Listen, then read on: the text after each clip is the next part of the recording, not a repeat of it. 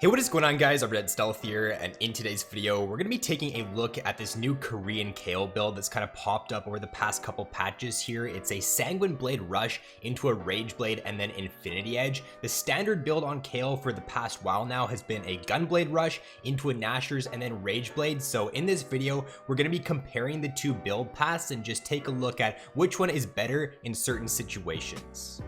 Alright, so let's start off here by comparing the two items at the one item point here. So around 3,300 gold or 3,400 gold, you're going to have a Gunblade for 3,400. You're going to have your Sanguine Blade along with a dagger for the 3,300 there. With the Sanguine build, you're going to be getting 55 AD, 57% attack speed if you're a solo. Like if you're taking advantage of that Sanguine Blade passive, then you're going to have 57% attack speed. 18 lethality, you get 10 lethality from Sanguine and an extra 8 if you are solo. So I added that on there to make 18, and then you're going to be getting 15% lifesteal. And then for Gunblade, you're going to be getting 80 AP, 40 AD, the passive healing along with the active damage and slow. Now, if we take a look at the damage each of the builds will deal here at this one item spike, a PTA proc with a full combo is going to deal 678 DPS if you're solo with your Sanguine Blade. 6 auto attacks will deal 394 DPS. If you're grouped though, okay, if you're, near at least 2 enemies, then a PTA proc is going to deal 486 DPS with Sanguine.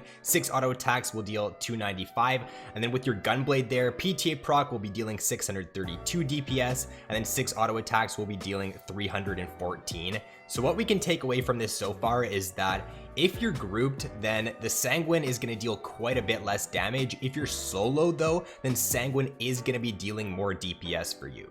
So now let's take a look what things would be like at the 2 item equivalent. So 2 items, you'd have your Sanguine Blade and your Rage Blade. You'd be level 12, and that's going to be 6,100 gold. Around the equivalent is going to be a Gunblade along with the Nashor's. That's going to cost you 6,400 gold there. So with your Sanguine setup, you're getting 80 AD, 84% attack speed, if you're solo.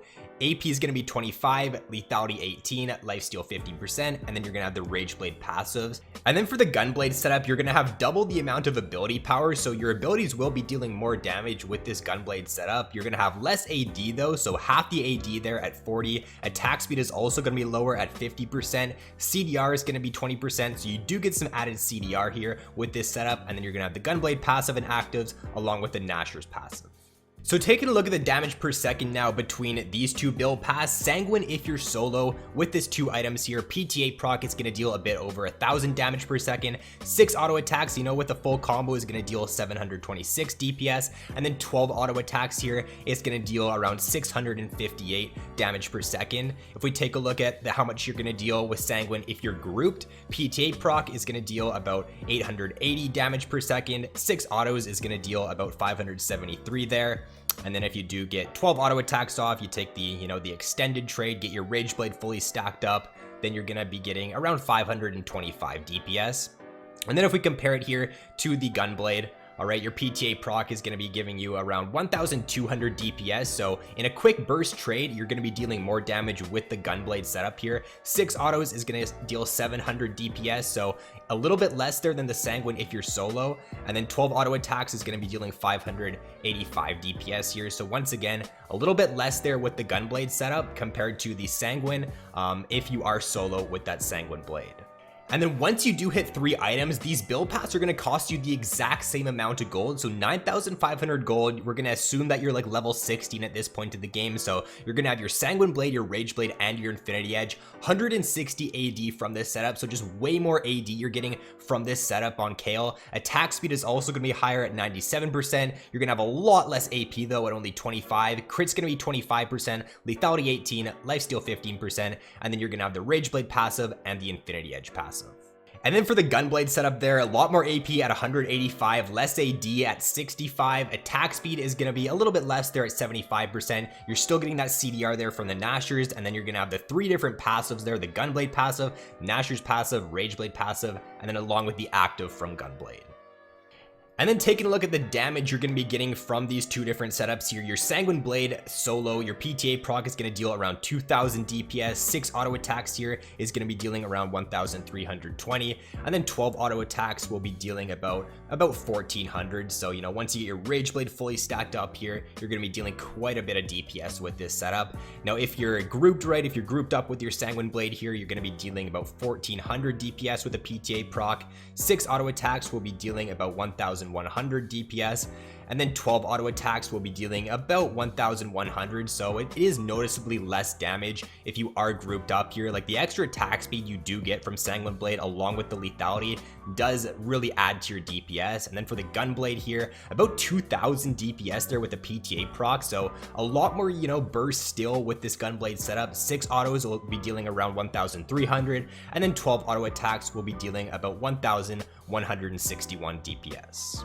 Alright, so now that we've compared these two different build paths here, what are the takeaways from what we've learned? So the first thing is that Sanguine Blade is going to deal more damage in extended fights if you are solo. So if you're solo, if you're alone, then the Sanguine Blade, you know, if you're split pushing, it is going to deal a lot more damage there, especially once you do get your Rage Blade fully stacked up. Gunblade is going to have more burst damage though, okay? So if you're just looking to, you know, straight up burst somebody out right away, you know, the Gunblade is always going to deal that extra bit of burst right away. Sanguine is also only going to deal more DPS if you can utilize the passive. So if you're not able to split push with Kayle, if you're not solo, you know, looking for 1v1s and just looking to side lane, then the Gunblade setup is going to be dealing more damage for you if you are grouped up with your team.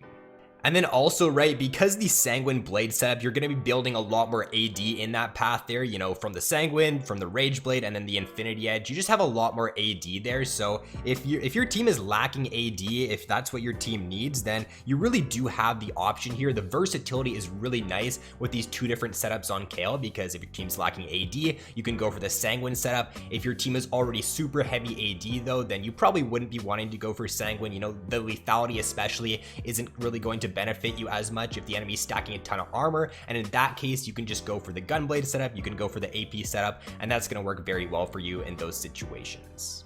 And then for the complete setup you should be looking to run on your Kayle, it's going to be the Sanguine Blade Rush into Rage Blade and then Infinity Edge. And then for your rune setup, it's going to be Press the Attack as your keystone rune. PTA is just really nice on Kayle because she can proc it very quickly. Your E is an auto attack reset, and it even got a buff a couple patches ago to where the missile speed on it got increased. So it just allows for you to proc that PTA super quickly, and it allows for you to have that extra damage, you know, coming out of PTA to make your extended trades even better. You're going to want to be taking the overheal there as well with Alacrity and Coup de Grace, and then running the Resolve secondary is what's doing best on her at the moment, taking the Bone Plating along with the Overgrowth there. So you just make it so that your early levels, you know, aren't as weak. You can survive like all-ins a little bit easier in the early game and just scale into your one item spike there with the Sanguine Blade. Once you do pick up the Sanguine Blade on Kayle, that's to when you can really start to take over in the 1v1. Alright, so that is going to be all for the video, guys. So both these builds on Kayle completely viable at the moment. If you haven't tried out the Sanguine build though, you should definitely give it a shot. It's super fun to play. You're going to be dealing a ton of damage from your auto attacks, especially later on in the game, so look to give it a shot if you haven't already. But with that being said, guys, if you enjoyed the video, then be sure to drop a like and subscribe if you have yet to already. So thanks for watching, have an awesome day, and I will see you in my next video.